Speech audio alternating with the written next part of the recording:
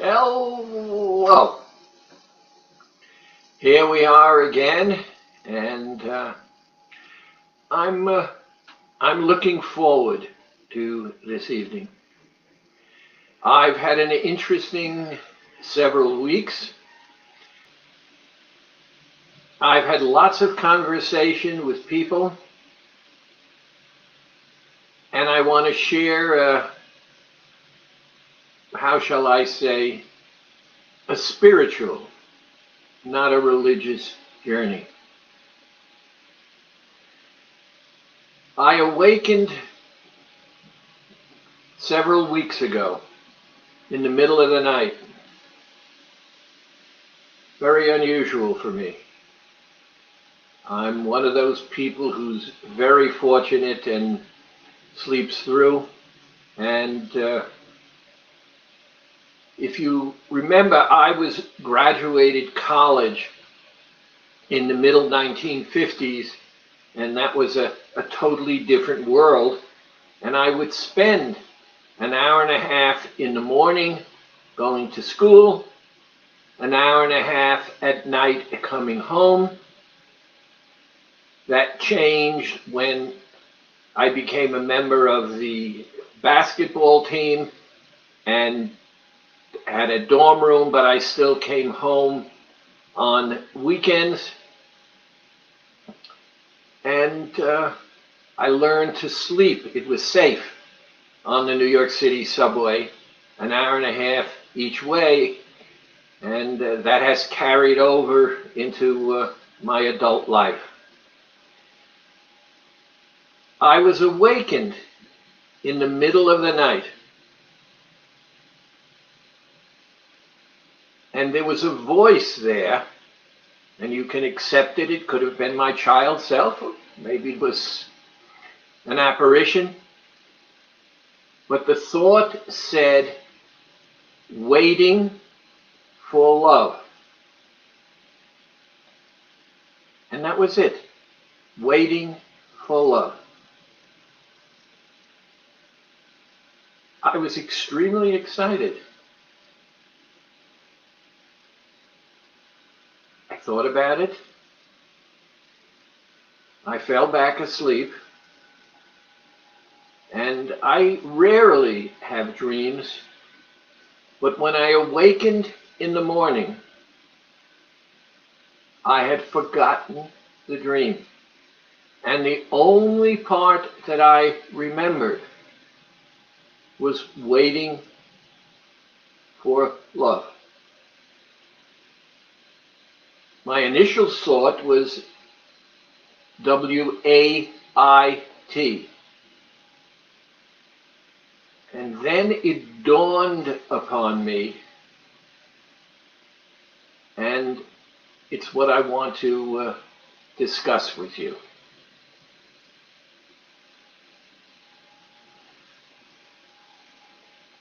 A baby lives inside its mother, being totally taken care of for 9 months. It's expelled, it's washed, it's wrapped, it's put away comfortably, it's brought back to its mother. It begins to fuss. The journey of the 9 months to this moment, when it's expelled from the mother, has got to be dramatic. And the reason it has to be dramatic is because we know that if a baby is birthed after about the 7th month, it will survive, and therefore there is awareness. It begins to fuss. The mother feeds it. And in many, many cases, the baby falls asleep. Comforted, warm, and the power of that moment stays with us. Those thoughts led to some other thoughts from the Bible. Cain and Abel were children of Adam and Eve. Cain was a shepherd, a hunter. Abel became a farmer because he didn't want to be involved with the earth. They both brought sacrifices to thank the Lord. Abel brought from the best of his crop. Cain brought whatever he brought. And the Bible says that, in a sense, the Lord ignored him and accepted Abel's sacrifice. There is Cain wanting to be loved. He is rejected. His anger is overflowing. And he kills Abel. One of the things that has become very clear to me is that the majority of overweight people use food for comfort. So what we're dealing with is the embodiment, the essence of who we are.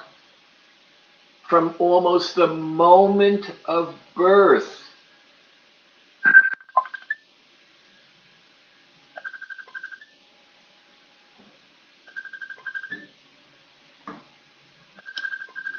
I have no idea what this is.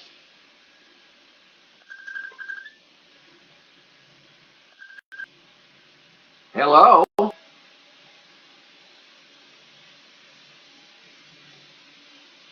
I have no idea what that is, so I'm just going to cut it out. You'll have to apologize, accept my apology, people, because whatever it was popped up on my screen. And they're not going away. So I have to, here, let's do this.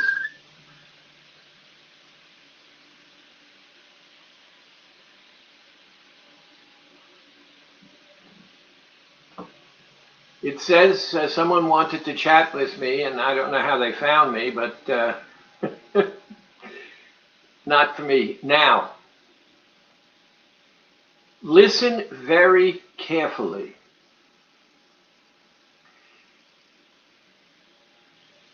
As most of you know already, I was a severely learning disabled child in elementary school. I was what they today call ADHD, and I was also dyslexic. I was treated very badly by many of my fellow students. In my head, I knew I wasn't stupid, but to them, I was the dummy, and to my teachers, I was a pain, because not only couldn't I read, but I couldn't sit still.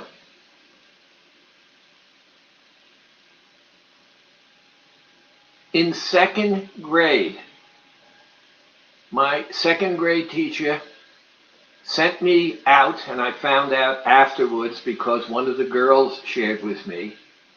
She sent me to the office to get something and reamed the class out for picking on me and told them on penalty of death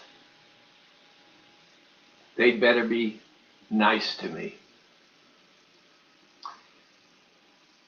I fell in love with that second grade teacher. And remember, it was a different world. I hitched a ride on the back of a trolley car and followed her home. Was caught, got in trouble, but I was in love with her because she gave me love.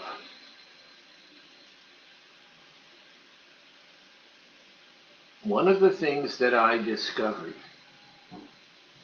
is that almost every single person, on the days when they were successful on the program, felt good about themselves, felt in control, and shared with me feelings having to do with the magic protocol with a key understanding. Now, first, let's accept the fact I'm an adult, you're adults.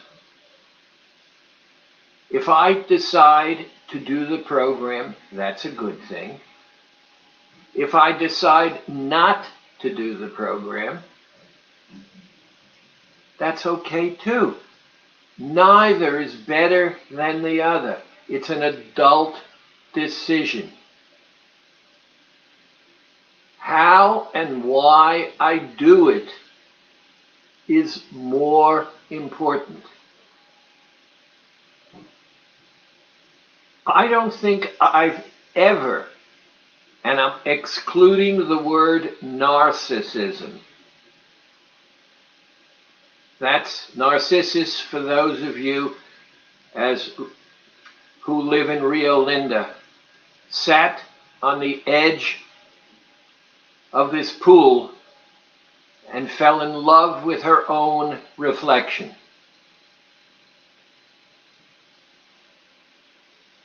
The self-love that I am talking about has to do with being in control of me and feeling so good about being in control of me that it changes the way I look at everything. And with those people, and it was telephone conversations that I was having, when I helped them focus on the fact that when they went off the program, they did so because the pressure of whatever was going on in their life demanded comfort. I want to be comforted. I want to feel loved. And when I recognize that I am in control of me, then I like me because being in control of me feels good. That doesn't mean I'm not tempted. If you remember, we agreed that from the first few hours of life, food was used to make me comfortable, and I felt loved. I was wrapped. It was as though I was back in the womb again, being totally taken care of.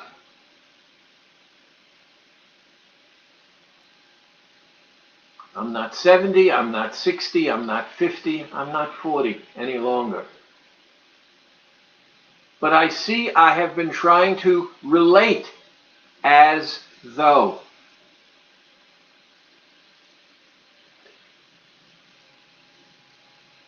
I'm working very hard to accept the role of leader of the pack. My job is to interact with you and to help you recognize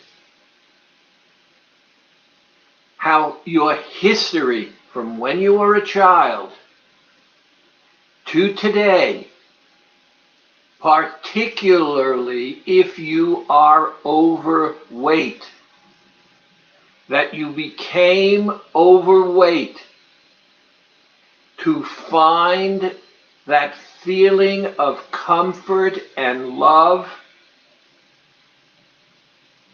to ease how it felt. And you were not taught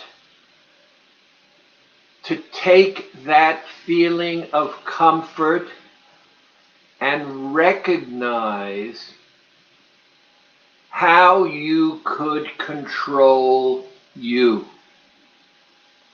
Because the power of that food that gave you comfort will never diminish. And we live in a world and in a society where so much revolves around food. One of the realities is that people who are not overweight have stronger immune systems, are better able to deal with the pressures of life, have better immunity, and we have also, as I've shared with you, discovered that the Qigong breathing causes the body to increase its production of the telomerase enzyme, which not only supports your immune system, but will actually slow and reverse the aging process. What does this mean? Number one, let's get rid of good behavior, bad behavior when it comes to our interactions.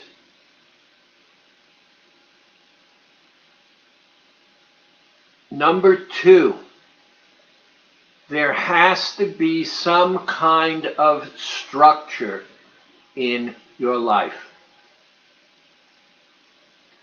Number three, I created the magic protocol, and think of it very, very simply. For all of us in this venue, we would not be talking if body weight were not an issue.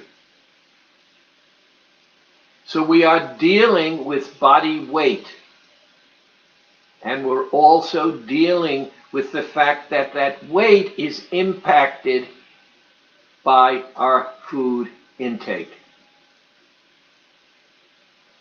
When the pressure is great,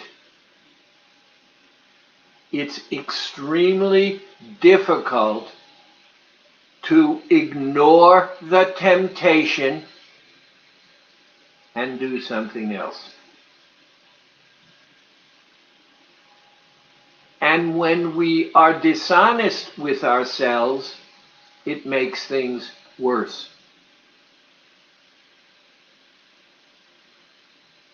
The magic protocol is very simple. It's spiritual. It's not religious. What it says is that if I employ this behavioral entity, if I behave in a certain way, I will be able to be in control of me. And when I am in control of me, I like me better. All of the other things are habit. Think about how many times you, and I'm going to use the word, you cheated and then had guilt and remorse.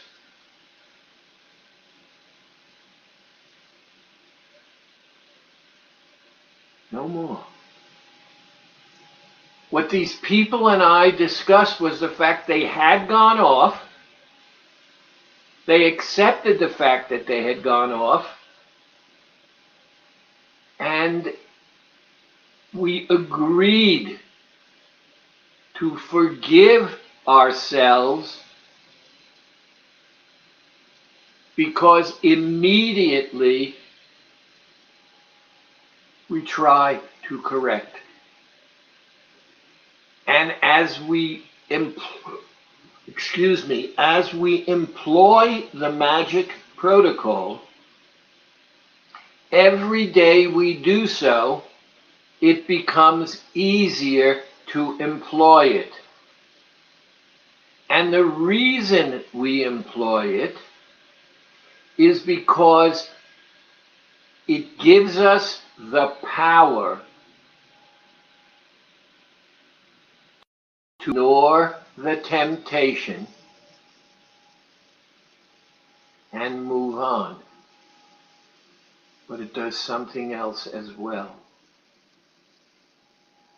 When you want to cheat, you're saying in the temptation, I want. You have every right to want. Which for you is more important? The momentary satisfaction that gives you comfort, or the realization that you weren't hungry, you were simply doing this to comfort yourself, and by employing the magic protocol, you got both. You were able to control without damage, and you gave yourself something.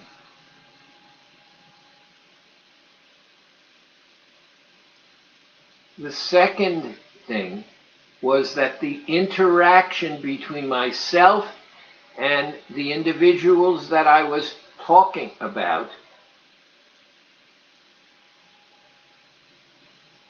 created greater awareness. You see, speaking for me, when I control me, I like me better. And I noticed I had a patient call up. The number of times she called me was more than 10 in 1 week.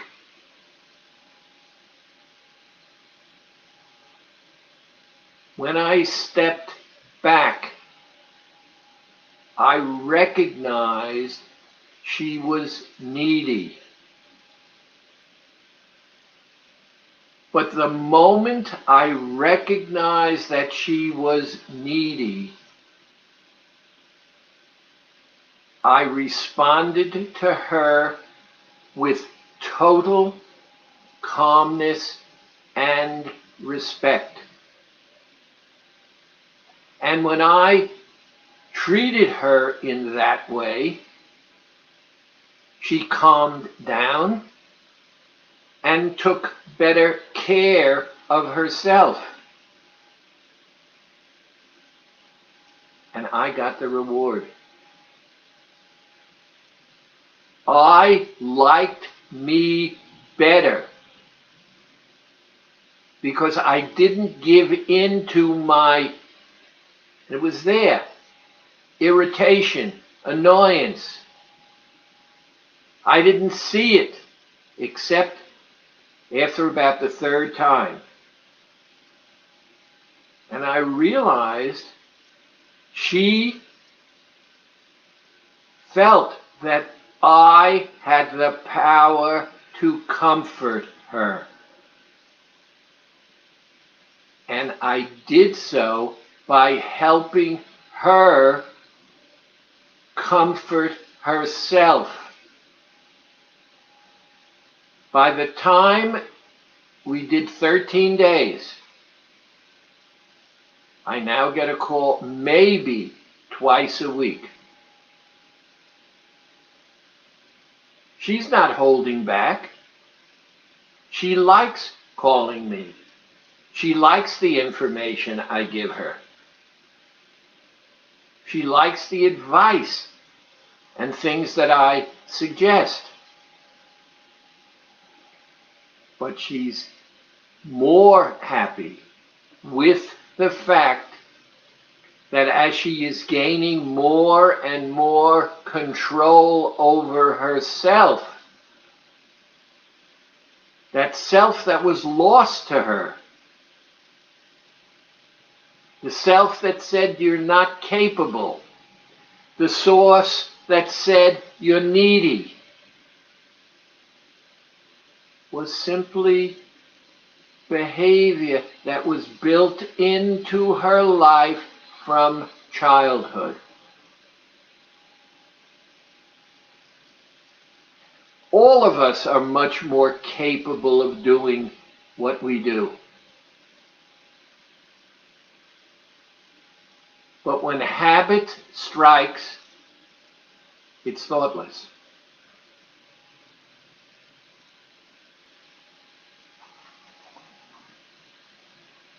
Now, I am going to be calling people. I want to know how you're doing. I want to know what conflicts that you have wherein I can help you. I'm going to be calling. I want nothing other than to be able to hold your hand as we walk through the forest. For you, it's an unknown forest. In fact, I want to tell you a story, an interesting one, very quickly. Many, many, many years ago, around the time of Abraham Lincoln, I was the head counselor. I was also in social work school in those days, at a social work camp. And I sent this group out for a hike. And when they came back, some of them were very excited, sharing with me, oh, it was terrific, and we made it in record time. And I thought about it. Here they are going through the forest, and they made it there and back in record time. And that bothered me. So I had a little contest with them. I said, tomorrow, I want you to do the same round trip again with 2 changes. Change number 1, I want to see how much longer you can make it. And I want you to share with me how many things that you otherwise did not see that you saw on the trip.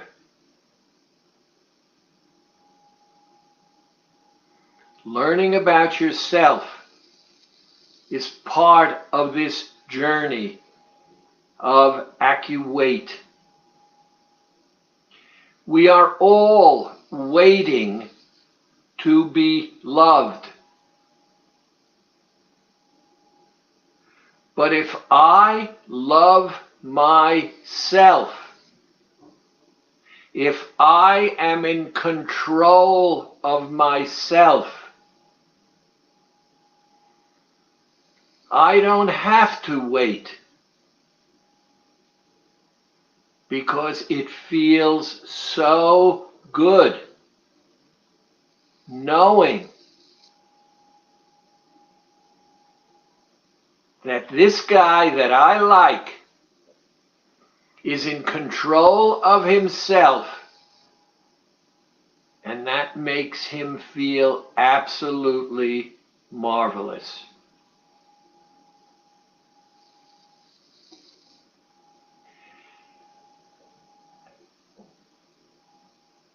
I would ask that you go to Dr. S at AccuWait.com and send me questions. I'll be more than happy to answer them. And when I call you, please don't hesitate to ask.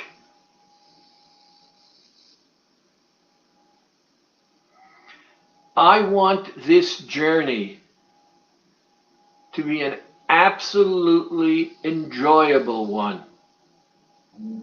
I want you to be successful because being successful feels good.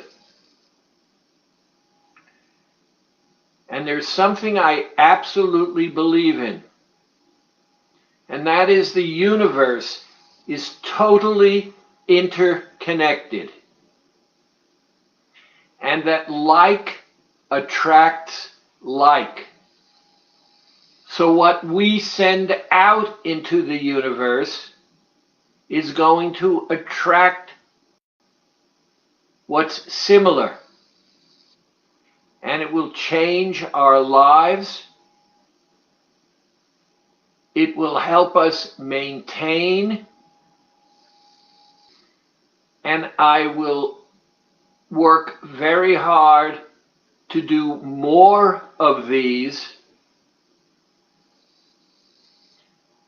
and find better ways of sharing and interacting.